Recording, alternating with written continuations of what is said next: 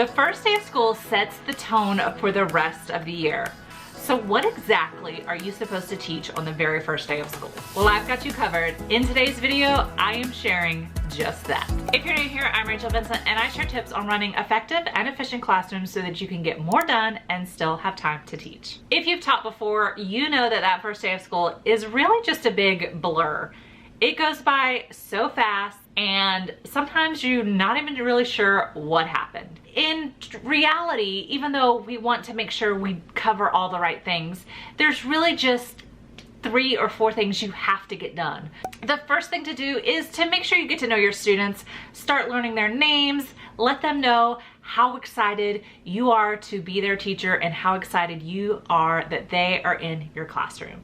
Let those students feel the love from you. The second thing is we gotta make sure we feed them. We gotta make sure we get to lunch, feed them, whether it's breakfast, lunch, snack, make sure they get some food in their belly because they're going to be nervous that day. And the final thing is make sure they get home. Before you even start your day, you need to make sure you know that how every student is getting home. You need to make sure every student knows how they're getting home, especially those little ones who may not know. I would encourage you to, on your Meet the Teacher night, ask how they get home the first day versus the rest of the year, because sometimes it's different because parents like to pick their kids up on the first day before they send them on the bus or to their after school programs. So if you can get those things done on the first day of school, you have had a successful first day of school.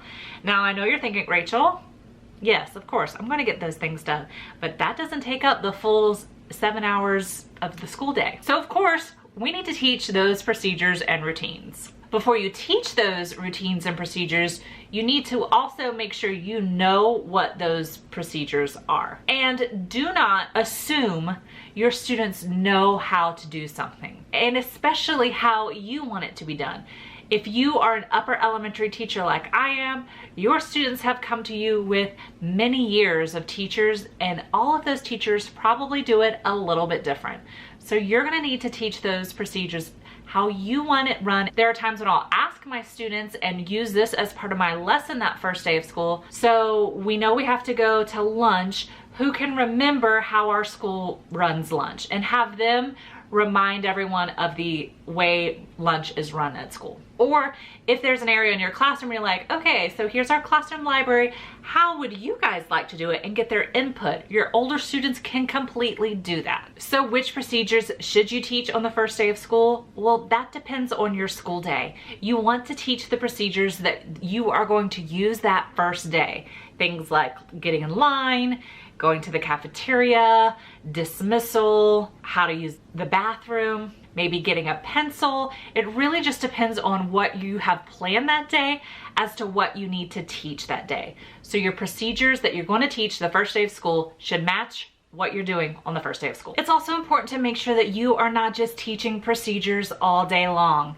It is the first day of school, and you want to let your students know that school is fun and enjoyable, and they'll get to learn lots of neat things. And sitting and listening to the teacher talking about how to use the bathroom and how to get a pencil is not any of those things.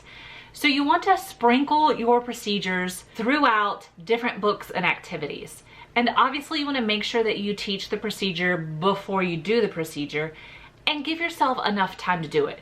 If you need to be at the cafeteria in 5 minutes, that's not the time to teach students how to line up and walk in the hallway and use the cafeteria correctly. So pace it out so you're teaching it with enough time to teach it effectively and for students to practice it before you have to go and do that procedure. There are a plethora of books that you can read your students at the beginning of the year. And if you Google back to school books and your grade level, you're going to find a ton. And I actually have a video coming out with my favorite back to school books that I like to use in 4th grade soon. So the rule of thumb I like to use when deciding how and when I want to use a book is to decide, does this book help teach a routine or a procedure? Like the book Decibella is great when talking about the procedure of voice levels. Is it a book about building community? Is it going to help your students to work together, to be kind to one another? those kinds of things, how you want your classroom to run and function, and how you want your classroom to feel. Or is it a book that you just want to share your love of reading? There are so many amazing books out there, and it doesn't always have to have a purpose. It can just be, we have time in our day, this activity didn't take us that long, so I'm gonna read this book just because I love and enjoy this book. Using books is also a great way to teach your students the expectation of when you're reading aloud. Are your students moving to the carpet for your read aloud? Use that time to practice that procedure of moving to the carpet. Use that time to practice how to actively listen as the teacher is reading aloud. You could also use that time to practice how to turn and talk about the book. So picking a book to read can cover so many of your procedures, and it can be more authentic instead of you just listing off a bunch of ways to do something in your classroom. The next thing you're going to want to sprinkle in your first day are different activities. And again, there are a plethora of activities you can do the first day of school. Google back to school activities for your grade level.